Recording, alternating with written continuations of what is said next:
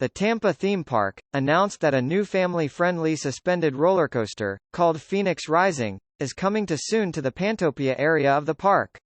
Riders will feel the rush of the wind, and thrill of the flight, in this suspended rollercoaster, that enable ride cars, and riders to swing side to side, as the train races, along the track high above the Serengeti Plain, says the park in a press release. Phoenix Rising will be the first coaster to feature onboard audio, enhancing the ride experience with a one-of-a-kind soundtrack, integrated into an exhilarating array of twists, turns and surprises for families riding together. The new ride, which will be the park's 10th rollercoaster, will have a 42-inch height requirement and will be the first Busch Gardens coaster to have onboard audio. Construction has already begun, but no exact opening date was announced.